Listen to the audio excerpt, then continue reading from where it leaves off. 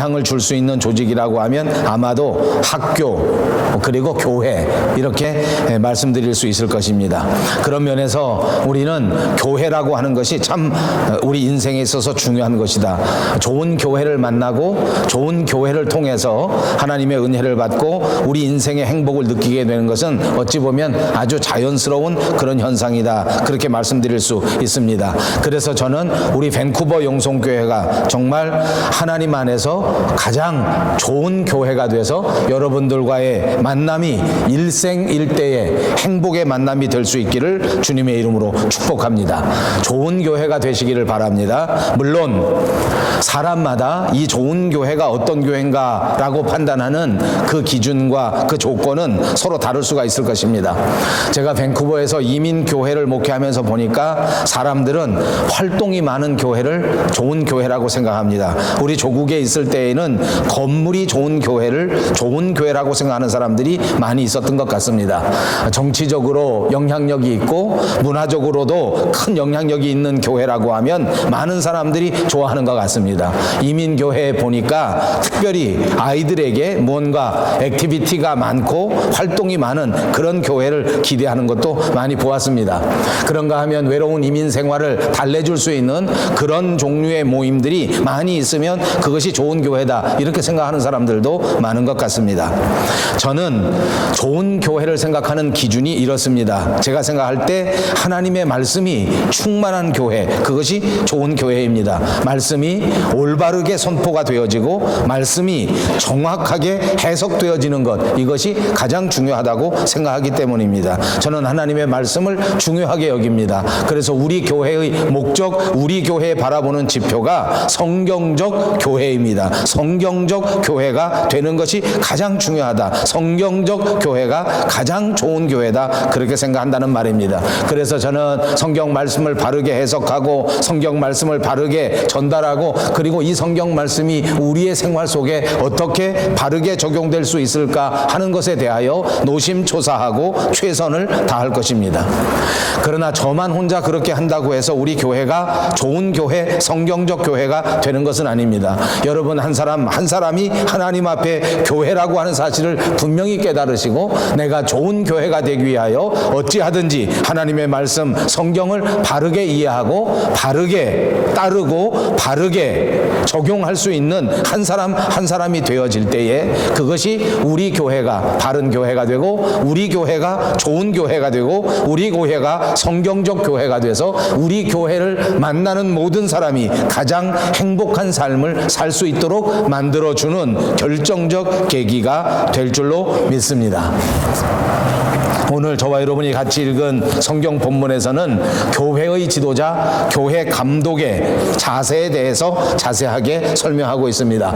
이렇게 감독의 자세를 자세하게 설명하게 된 이유는 감독, 다시 말하면 장로, 또 다시 말하면 목사, 이런 교회 리더십 직분자들의 역할이 교회 안에서 정말 중요하기 때문입니다. 여러분, 초대교회에는 사도라고 하는 직분이 있었습니다. 요즘은 더 이상 사도라는 직분이 없습니다만 초대교회는 사도들이 있었는데 역사적으로 이 사도들을 정확하게 규명한다고 하면 이런 것입니다. 예수님과 같은 시대에 살아서 예수님의 공생의 시대 때 한 번이라도 예수님을 직접 만난 사람들, 이런 사람들을 사도라고 하는 것입니다. 그리고 예수님의 부활을 목격한 사람, 그리고 부활하신 주님에게서 이 부활하신 주님을 증거하라고 하는, 부활의 증인이 되라고 하는 사명을 직접 받은 사람, 이 사람들을 사도라고 하는 것입니다. 여러분, 이 사도들이 하나님의 말씀을 붙들고 하나님의 명령대로 가는 곳마다 하나님의 말씀을 전파하고 하나님의 교회를 세웠습니다. 그러나 여러분, 많은 교회가 세워지고 시대가 흐르게 되니까 더 이상 사도들이 있을 수가 없습니다. 예수님과 같은 시대에 살고 예수님에게 직접 사명을 받고 예수님의 부활을 체험한 사람이 사도라고 했는데 더 이상은 그런 사람이 없단 말입니다. 예수님과 같이 살았던 사람들이 나이가 많아서 한 사람 두 사람 죽어지고 없어지고 한 사람 두 사람 없어지게 되니까 더 이상 사도가 없어졌습니다. 그래서 역사적으로 신학적으로는 그 다음 사람들을 속사도라고 하는데 그 속사도마저도 세월이 지나면 다 죽어지게 되고 그 다음엔 교부가 되고 그 다음에는 이런저런 직분이 되어 신부가 되기도 하고 그 다음에 목사가 되기도 하고 장로가 되기도 한 것입니다. 자, 아무튼 초대교회 사도들이 점점 없어지고 교회는 숫자가 많아지게 되니까 자연스럽게 사도가 아닌 사람들이 교회 안에 지도자로서 세움을 받게 되었다 그 말입니다. 사도가 아니라고 할지라도 교회를 맡아서 교회를 이끌어갈 일꾼들이 필요하게 된 것입니다. 그래서 초대교회에서는 감독이라고 하는 직분을 만들고 이 충성스러운 교인들을 세워서 이 감독으로 하여금 하나님의 교회를 돌볼 수 있도록 만든 것입니다.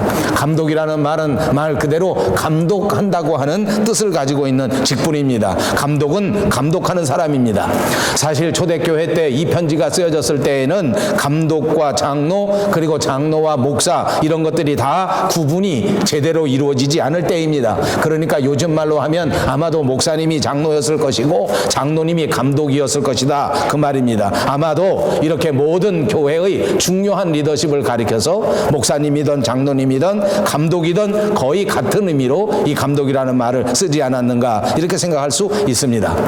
여러분, 제가 이 말씀을 드리기 전에 한 가지 분명하게 전제할 것이 있습니다. 저는 이 말씀의 제목을 감독의 자격 이렇게 하지 않고 여러분의 주보에 보시면 감독의 자세 이렇게 말씀드렸습니다. 전에는 제가 이 대목을 설교하고 이 대목을 강의할 때에는 감독의 자격, 집사의 자격, 장로의 자격 이렇게 설교를 많이 했더랬습니다. 그랬는데 사실은 신앙생활을 하다 보니까 이렇게 설교를 하면 문제가 많이 생기더라고요. 왜냐하면 우리 직분자의 자격을 생각할 때에는 성경이 우리에게 분명하게 정해주는 대헌장 같은 말씀이 있는데 그것이 우리가 강의한 디모데전서 1장 12절에 있는 말씀입니다. 나를 능하게 하신 그리스도 예수 우리 주께 내가 감사함은 나를 충성되이 여겨 내게 직분을 맡기셨다 이렇게 말합니다. 그러니까 사도 바울 자신도 하나님 앞에서 리더십의 직분을 받고 사도의 직분을 받고 일꾼의 직분을 받은 것은 자기의 조건이나 자기의 배경이나 자기의 어떤 시험 성적을 가지고 뭐 그렇게 된 것이 아니라 하나님의 은혜로 택함을 받고 하나님의 은혜로 세움을 받아 직분을 맡게 되었다 이렇게 고백한 것입니다. 이것이 대헌장입니다. 그러므로 사랑하는 여러분, 저와 여러분이 오늘 하나님 앞에서 성도가 된 것은 내 자격 때문에 내가 착한 사람이었기 때문에 내가 선한 사람이었기 때문에 내가 다른 사람들보다는 무언가 많이 배웠기 때문에 그런 자격을 가지고 그렇게 된 것이 아니라 하나님이 우리를 충성되이 여겨 은혜로 우리에게 이 성도의 아름다운 직분을 맡기셨다고 하는 사실을 기억하셔야 될 줄로 믿습니다. 그러므로 우리의 자격을 논할 필요가 없습니다. 하나님의 은혜로 우리는 붙들림을 받고 하나님의 은혜로 오늘 이 자리에 앉게 된 것을 분명하게 믿으시기를 바랍니다. 그러므로 우리는 더 이상 자격을 논할 필요가 없습니다. 이제 우리는 하나님 앞에 택함 받은 사람으로서 하나님 앞에 직분자로 세움을 받은 사람으로서 어떤 자세를 가지고 이 직분을 감당해야 되겠는가 하는 것을 생각해 보아야 한다 그 말입니다. 그래서 저는 오늘 설교에서 될 수 있으면 직분자의 자세에 대해서 주로 언급하려고 생각합니다. 직분자가 되기 위해서 이 말씀을 생각하는 것이 아니라 은혜로 하나님 앞에 부름을 받고 성도가 되고 직분을 받았으므로 이제부터는 제발 이런 자세를 가지고 살아가자 하는 것을 말씀드리고 있는 것입니다. 그래서 그 첫 번째는 직분자의 기본 자세라 그렇게 말씀드리겠습니다. 그것은 오늘 본문 1절에 있는 말입니다. 우리 직분자들이 가져야 할 기본적인 자세는 선한 일을 사모하는 일입니다. 초대교회 1세기의 교회는 가정교회나 비슷한 형태로 존재했습니다. 오늘날과 같이 이렇게 많은 사람들이 한꺼번에 모여서 조직적인 교회를 운영하는 것은 아닐 것입니다. 그냥 교회라고 할지라도 한 가족 식구들처럼 이렇게 예수 믿는 사람들이 몇 사람씩 모여서 교회를 이끌어가고 있었다 그 말입니다. 아무리 작은 규모라고 할지라도 그 사람들이 모인 교회는 가정교회 같은 모습을 보인다고 할지라도 그 교회를 책임지고 이끌어갈 수 있는 가장과 같은 존재가 필요하고 그리고 대외적으로 교회를 대표할 수 있는 그런 지도자들이 반드시 필요했던 것입니다. 여러분, 그러나 초대교회 때에는 요즘처럼 교회가 크고 멋지고 강하고 힘이 있고 이런 상태가 아니었습니다. 대부분 교회라고 하는 것이 모습을 갖추기도 어려웠을 뿐더러 많은 사람이 모여 있었던 것은 분명히 아니고, 결정적인 것은 많은 교회가 대부분 핍박을 받고 있었다고 하는 사실입니다. 교회를 다니고 교회를 만든다고 하는 자체가 사회에서 왕따를 당하고 때로는 사회에서 감옥에 붙들려가는 이런 상태에서 교회가 만들어졌다 그 말입니다. 그것뿐만이 아닙니다. 이단들이 얼마나 많았는지 이단의 공격이 끊임없이 우리 교회를 공격하고 있었던 때가 바로 초대교회입니다. 이런 초대교회에서 감독이 되고, 이런 초대교회에서 장로가 되고, 이런 초대교회에서 집사가 되고, 이런 초대교회에서 교인이 된다고 하는 것은 어떤 의미를 가지고 있는 것인가 한번 생각해 보시기 바랍니다. 교인이 된다고 하는 자체가 헌신 그리고 희생이 저절로 따라가는 것입니다. 그냥 대접받고 대우받고 사람들에게 인정받는 자리가 전혀 아니었습니다. 무조건 교인이 되는 순간부터 핍박받을 각오를 했어야 했고, 성도가 되는 순간, 집사가 되는 순간, 지도자가 되는 순간 내 모든 것을 희생하고 헌신하는 일이 당연한 일이었다고 말입니다. 본문을 보십시오. 1절 말씀에 우리가 같이 읽은 것처럼 미쁘다 이 말이요, 이 말씀이 있습니다. 이 말은 무슨 말입니까? 미쁘다 이 말이요, 믿을만하다. 이 다음 말이 믿을만하다 그 말입니다. 그 다음 말은 무엇입니까? 사람이 감독의 직분을 얻으려 하면 선한 일을 사모하는 것이다. 직분을 받는 것은 선한 일을 사모하는 것이다. 이것이 기본 자세입니다. 선한 일을 사모하는 것, 하나님의 말씀을 사모하고 하나님의 뜻을 사모하고 하나님의 뜻대로 움직이는 것, 그것을 말하는 것 아닙니까? 그러므로 감독은 하나님의 대리자가 되어서 하나님의 백성을 돌보고 하나님의 백성을 양육하는 직분입니다. 그 직분을 감당할 때에 순수한 희생정신과 봉사정신을 가지고 감당해야 되기 때문에 그는 이 하나님의 사역 자체를 사모하는 사람이 아니고는 이 사역을 감당할 수가 없게 되어 있는 것입니다. 사실은 감독만 그런 것이 아닙니다. 성도는 어떤 사람이 성도가 되는 것입니까? 선한 일을 사모하고 하나님을 사모하고 하나님의 말씀을 사모하는 자가 성도가 되는 것입니다. 오늘날은 이것이 많이 왜곡되어져 있습니다. 교회의 직분이라고 하는 것이 자기의 야망을 실현하는 그런 어떤 위신을 세우는 그런 어떤 수단으로 이용되는 경우가 많습니다. 교회의 직분을 높은 자리라고 생각합니다. 교회의 직분을 여러 사람들에게 영향력을 줄 수 있는 자리라고 생각합니다. 그래서 어떻게 하든지 사람들을 속여서라도 그 직분에 오르려고 하는 것이 오늘의 현실이기도 합니다. 그러나 초대교회는 그렇지 않았습니다.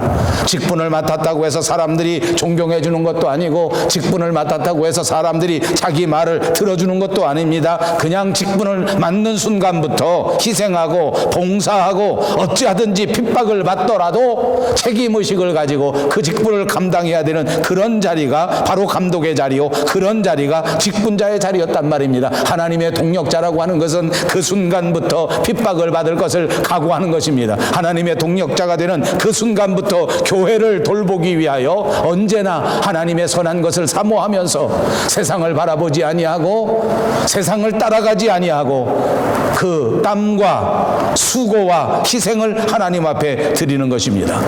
그러므로 하나님의 성도는 예수 그리스도를 사모하고 하나님의 일꾼 되는 것을 사모하는 자들이 그 사명을 감당할 수 있게 된다고 하는 사실을 꼭 믿으시기를 바랍니다. 저와 여러분은 하나님 앞에 부름을 받아 성도가 되고 하나님 앞에 부름을 받아 직분을 받은 자들입니다. 이제 우리가 교회를 위하여 선한 일을 사모하는 자들이 되어야 한다 그 말입니다.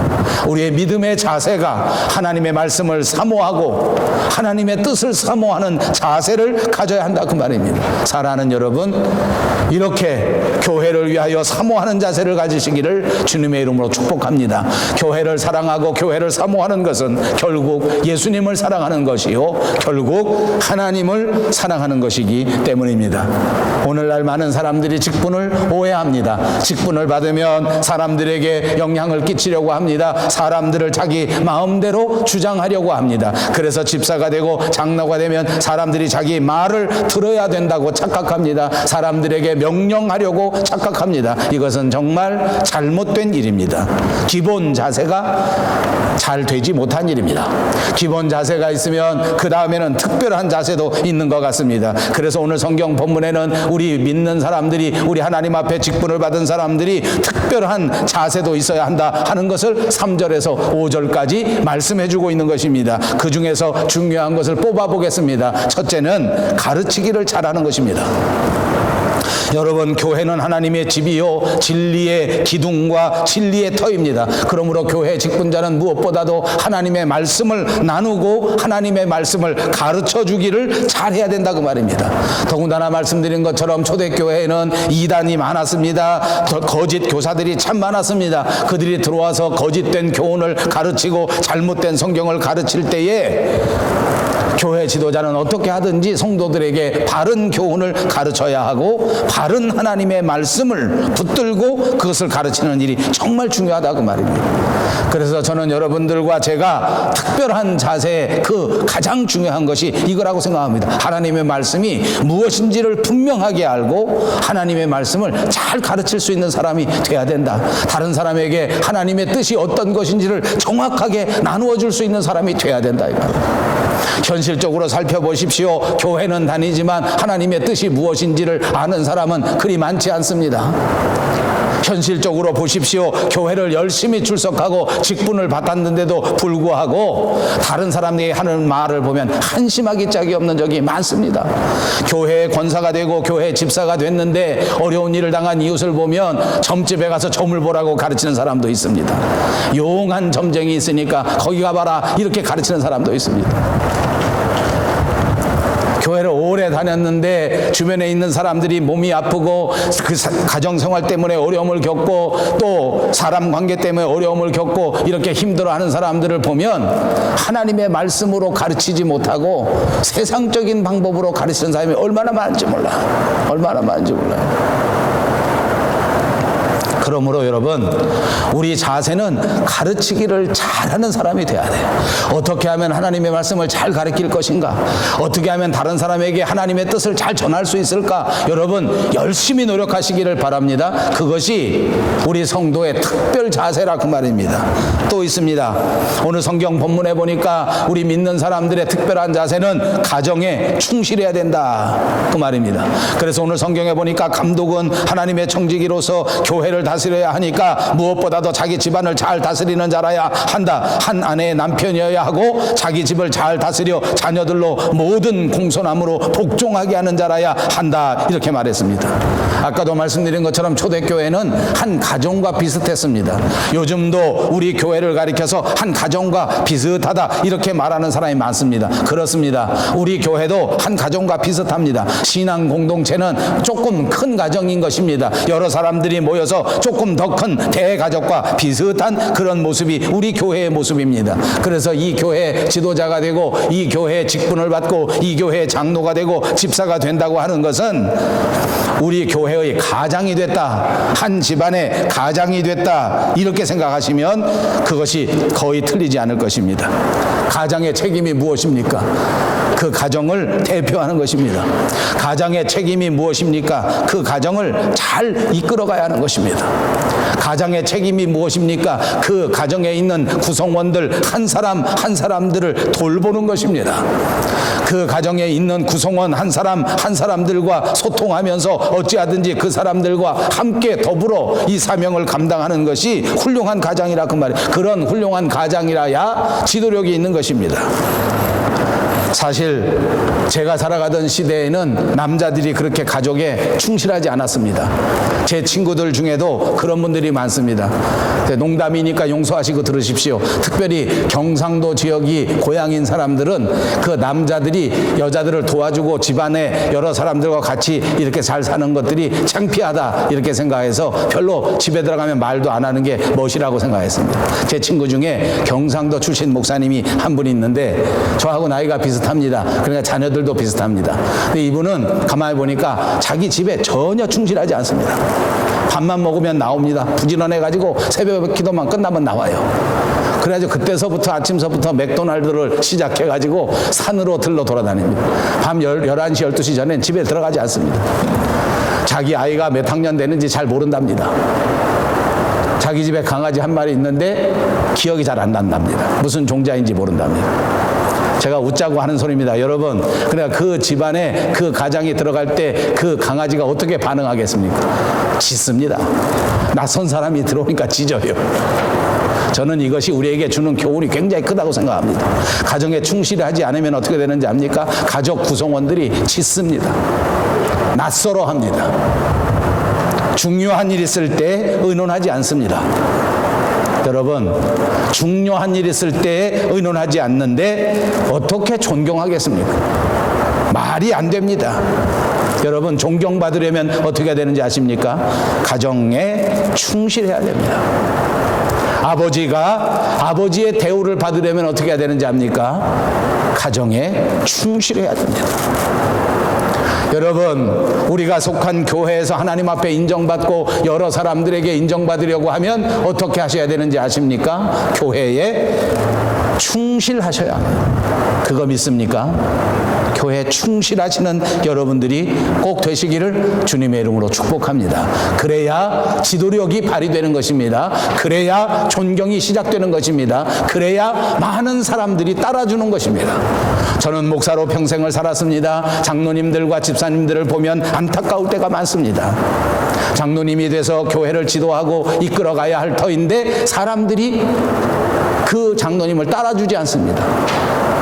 다 똑같은 경우는 아니지만 대부분의 경우는 뭔지 압니까? 자기 스스로가 충실하지 않기 때문입니다. 충실하지 않은 지도자를 따라가는 사람은 아무도 없습니다. 자기 가정에 충실하지 않은 아버지, 자기 가정에 충실하지 않은 어머니를 존경하는 자녀는 없습니다. 착각하지 마십시오. 먼저 충실해야 합니다. 먼저 최선을 다해야 합니다. 그럴 때에 존경을 받고, 그럴 때에 지도력이 생겨지고, 그럴 때에 하나님의 교회를 올바르게 인도해 갈 수 있는 줄로 믿습니다. 사도 바울은 우리 특별 자세에 있어서 또 이렇게 말합니다. 우리가 반드시 피해야 될 것이 있다. 지도자들이 반드시 하지 말아야 될 것이 있다. 부정적인 것이 있다. 이것을 말하는데 오늘 성경에 보니까 술을 즐기지 않고 구타하지 않아야 하며 다투지 않으며 돈을 사랑해서 부정을 저지르는 일이 없어야 된다. 술은 무엇입니까? 쾌락을 의미하는 것입니다. 단순히 마시는 액체를 말하는 것은 아닐 것입니다. 술뿐만 아니라 쾌락에 빠지게 하는 모든 유혹들을 즐기지 말아야 합니다. 세상적인 것을 즐기지 말아야 한다는 것입니다. 세상의 육체의 쾌락에 빠지게 하는 유혹들을 피해야 된다는 말입니다. 지도자들은 폭력적이어서는 안 된다는 말입니다. 폭력을 쓰지 마십시오. 남에게 상처를 입히는 사람이 되면 안 됩니다. 주먹으로만 상처를 내는 것은 아닙니다. 거친 말, 남을 슬프게 하는 말, 남을 깎아내리는 말, 공격적인 말, 뼈가 있는 말, 남의 머리가 열리게 만들어버리는 말, 이 모든 말들이 다 폭력입니다. 언어의 폭력을 말하는 것 아닙니까? 또 있습니다. 자기 주장만 내세우고 양보하지 않으면 이것도 폭력입니다. 요즘 저는 그렇게 생각합니다. 사람의 가장 큰 약점은 고집입니다. 저도 고집이 셉니다. 근데 제 아들을 보니까 저보다 고집이 더 셉니다. 문제입니다. 고집이 얼마나 센지. 고집이 세면 화합이 안 됩니다. 고집이 세면 양보가 안 됩니다. 고집이 세면 결국 다툼이 일어나게 되는 것입니다. 사랑하는 여러분, 지도자는 절대 고집이 세면 안 됩니다. 자기 주장만 내세우지 마십시오. 폭력적이지 마십시오. 공격적이지 마십시오. 이 모든 일들은 반드시 피해야 된단 말입니다. 여러분, 우리 성도들은 다 똑같이 이런 것들을 피하는 사람이어야 됩니다. 쾌락에 빠지는 유혹을 피하고, 돈을 사랑해서 부정을 저지르는 일을 피하고, 구타하지 말고 다투지 않는 여러분들이 꼭 되시기를 바랍니다. 그런가 하면 바울이 우리에게 강조하는 것이 있습니다. 반드시 해야 될 일, 갖추어야 할 일입니다. 감독은 한 가정의 대표되는 사람이라고 말했습니다. 이 감독은 교회의 지도자요, 교회의 대표자입니다. 그런 역할을 감당하려고 하면 우선 꼭 해야 될 것이 있는데 그것이 무엇인가 보니까 책망할 것이 없어야 된다. 여러분, 지도자로 세움을 받았는데 교인이 되었는데 다른 사람들이 생각할 때 그 사람을 생각하면 약점만 생각나고 흠이 먼저 생각난다고 하면 그게 문제다 그 말이에요. 그러니까 우리가 감독이 되고 우리가 지도자가 되고 우리가 성도가 됐다고 하면 무엇보다도 우리 자신을 하나님 앞에 올바르게 세울 수 있도록 노력해야 된다 그 말입니다.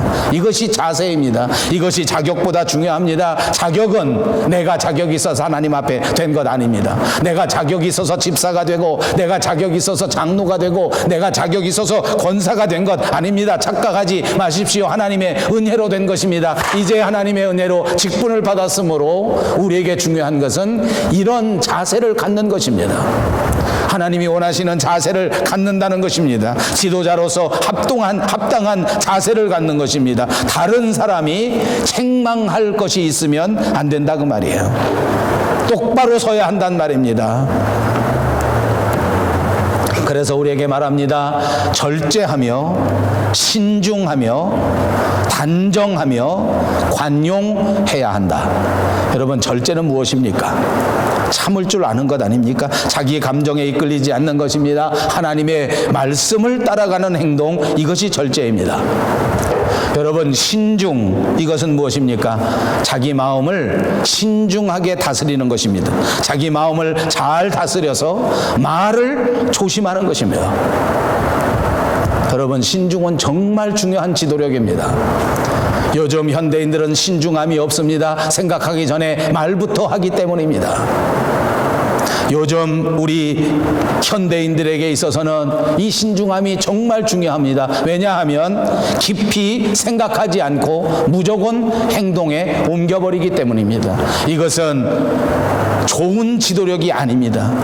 오늘 사도 바울이 우리에게 말한 것처럼 하나님의 성도는 반드시 신중해야 되는데 그것은 자기 마음을 잘 다스려서 말을 조심하라는 것입니다. 여러분, 어떻습니까? 저는 평생을 교회 목사로 살았기 때문에 이 대목에선 정말 큰 은혜가 됩니다. 우리가 살아가는 동안 말을 조금만 조심했으면 지금보다 훨씬 좋아졌을 것입니다. 우리 가정관계를 되돌아 보십시오. 내가 부부간에도 말을 조금만 조심했었으면 내 아내와 내 남편과 나의 관계가 지금보다 훨씬 좋아졌을 것입니다. 지금부터라도 명심하십시오. 남은 세월 내 아내와 내 남편에게 말을 신중하게 하십시오. 되는 대로 나오는 대로 하지 말라는 말입니다. 반드시 조심해서 말해야 합니다. 행동도 신중하게 해야 합니다. 아무 생각 없이 무조건 행동부터 저질러 놓은 것 때문에 우리는 정말 나쁜 결과를 맞이하게 되는 것을 수없이 보았습니다. 신중하게 행동하라는 것입니다. 한 번 더 생각해보고 한 번 더 판단해보고 조심해서 하는 것, 이것이 얼마나 필요한지 모릅니다. 여러분, 우리가 교회 생활해 보니까 정말 말을 얼마나 조심해야 되는지 알지 않습니까? 말은 정말 천리를 갑니다. 그러나 천리를 그냥 곱게 가는 게 아니더라고요. 가면서 어떻게 갈짓자를 걷는지, 나는 이렇게 말했는데 천리쯤 갈 때는 전혀 다른 말이 되는 거예요. 말이 다 보태집니다. 말이 다 꺾어집니다. 말이 다 구부러집니다. 전해질 때마다 이 말이 얼마나 달라지는지 모르니. 그러니까 정말 말은 신중하게 해야 되더라고요. 교인들 간엔 더더욱 그렇습니다. 우리가 큰 대가족입니다. 여러분, 집안에서 보십시오. 형제끼리도 말을 조심하지 않으면 형제 간에도 갈등이 생기는 겁니다. 피를 나눈 형제인데 왜 그러냐? 아니요, 말을 신중하게 하지 않기 때문에. 오빠 동생 사이에 말을 신중하게 하지 않으니까 오빠 동생이라도 싸울 때 보면 남한과 북한이 싸우듯이 싸웁니다. 나는 그런 집을 얼마나 많이 봤는지 몰라. 어떻게 원수같이 싸우는지 몰라. 정말 신기한 것은 그렇게 원수같이 싸우다가 또 금방 친해져. 그건 또 왜 그런 건지 모르겠어요. 아무튼 말은 신중하게 해야 돼요. 그나마 가족들은 피를 나눈 끈끈한 정이 있어서 그렇게 원수같이 싸우다가도 다시 형제가 친해지기는 하는데, 교회 안에서 보니까 교회 대가족들은 훨씬 더 어렵습니다. 여러분, 친한 친척 자기 형제는 좀 쉽지만 2종 4촌 되고 8촌 되고 하면 싸움이 힘들어요. 8촌끼리 서로 싸우면 서로 안 봐주게 되잖아요. 우리 교회는 그렇습니다. 대가족이 돼서 말 한 번 신중하게 하지 못해서 잘못해서 남에게 상처를 줘버리면 그러면 아예 평생토록 남이 되는 경우가 얼마나 얼마나 많은지 몰라. 그러니까 누구든지 조심해야 돼. 누구든지 신중해야 돼. 여러분, 교회 직분을 맡은 자들은 하나님 앞에 부름받아 성도가 된 여러분들은 누구든지 말과 생각과 행동을 신중하게 하는 자세가 필요한 줄로 믿으시기를 바랍니다. 그러므로 오늘부터 말을 신중하게 합니다. 오늘부터 생각도 신중하게 합니다. 오늘부터 행동도 신중하게 해야 하겠습니다. 관용은 무엇입니까? 넓은 마음으로 포용하는 것을 말합니다.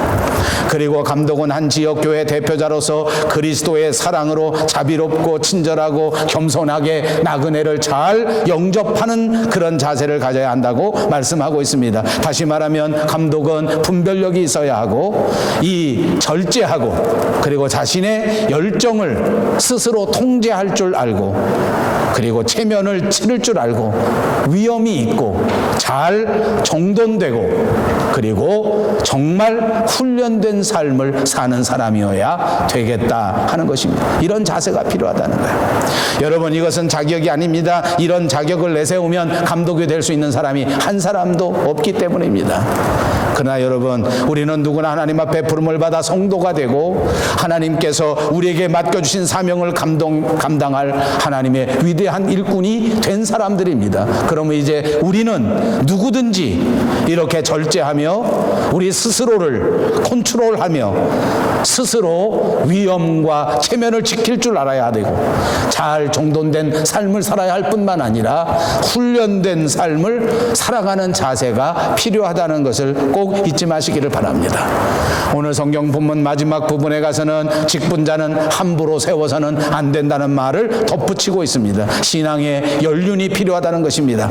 초대교회 때에도 믿는 사람들은 여러 종류가 있었습니다. 오래도록 믿은 사람이 있는가 하면 얼마 되지 않아서 믿고 교회 다녀서 중요한 역할을 하는 사람들이 있었습니다.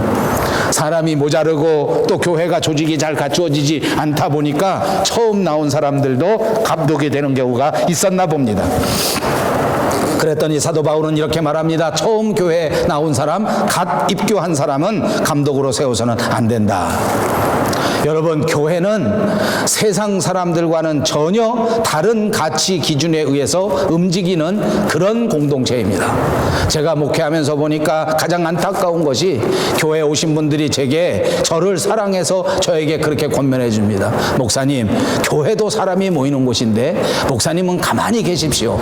제가 나서서 이제부터 목사님은 가만히 계시면 제가 알아서 사람들하고 운동도 하고 골프도 치고 모임도 갖고 친교도 해가지고 막 아주 끈끈하게 이렇게 정을 쌓아서 교회를 크게 성장시키겠습니다. 그렇게 말한 사람이 있습니다. 예, 훌륭합니다. 그렇게 해야 성장이 되는 것도 사실입니다. 그러나 교회, 성경 어디에도 교회가 그렇게 커져야 된다고 말한 적은 한 번도 없습니다. 교회는 커져야 되는 것이 아닙니다. 무조건 사람이 많다고 좋은 교회가 되는 것이 아닙니다. 지도력이 있다고 하는 사람들을 세상 기준으로 뽑아보면 그것은 신앙의 공동체가 아니란 말입니다. 많은 교회가 그렇게 생각합니다. 세상에서 국회의원이 되면 무조건 교회에서도 장로가 되어야 된다고 생각하는 사람들이 참 많습니다. 사회에서 성공하고 사장이 된 사람은 교회에 와서도 장로가 돼서 교회를 크게 키워야 된다고 생각하는 사람들이 많습니다. 초대교회도 그런 사람들이 있었습니다. 그런데 사도 바울은 이런 사람들에게 직분을 맡기면 안 된다고 말합니다. 왜냐하면 그들이 세상적인 방법으로 교회를 이끌어가기 때문입니다. 자기의 경험을 바탕으로 교회를 이끌어갈 가능성이 다분히 있기 때문입니다. 그러므로 아무리 멋져 보여도 아무리 훌륭해 보여도 신앙적으로 검증되지 않은 사람은 교회의 지도자가 되는 것이 아닙니다. 물론 신앙의 연륜이 오래됐다고 해서 그것이 성숙됐다고 말하는 것은 아닙니다. 금방 믿어서도 믿음이 성숙한 사람이 있습니다. 교회를 오래 다녀도 믿음의 발전이 아주 느린 사람들도 있습니다. 그러나 그런 것들을 다 참고한다고 할지라도 교회의 지도자가 되기 위하여 뿌리를 내리고 성숙하게 되는 데에는 시간이 필요하다 그 말입니다. 그러므로 사랑하는 여러분, 열정이나 수고뿐만 아니라 하나님에 대한 지식과 우리가 하나님에 대한 성숙이 필요하다고 하는 사실을 깨닫고 어찌하든지 하나님의 말씀을 더 깊이 알고 성숙해질 수 있는 여러분들이 꼭 되시기를 바랍니다.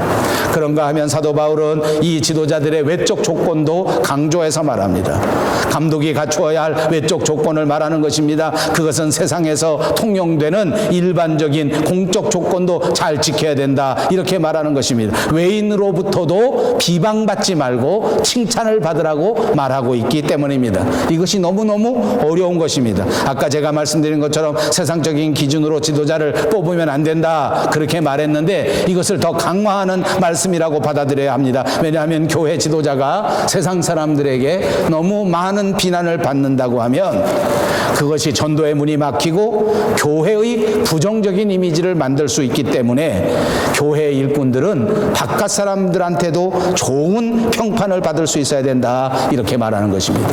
여러분, 우리가 성도가 됐다고 하는 것은 이제 이와 같이 바깥 사람들에게도 외적 조건에 있어서도 인정을 받아야 한다는 책임을 느껴야 한다, 그 말입니다. 그렇습니다. 우리는 하나님 앞에 부름받은 일꾼들입니다. 이제 하나님의 복음을 들고 하나님의 나라를 위하여 일하는 복음의 동역자들이요 하나님 나라의 형제 자매가 된 것입니다.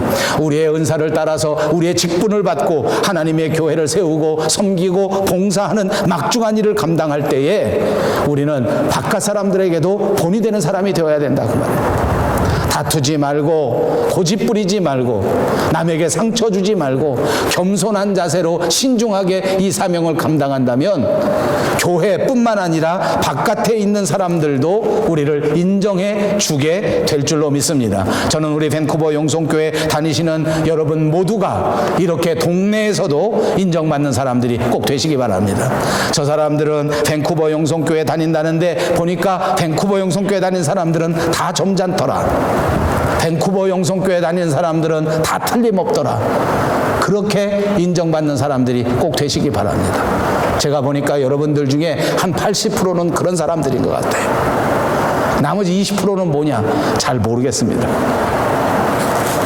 아니라고 그랬다가 큰일 날 것 같은데, 아닌 사람 잘 없는 것 같아요. 다 그렇게 하시는 것 같아요. 너무 감사해요.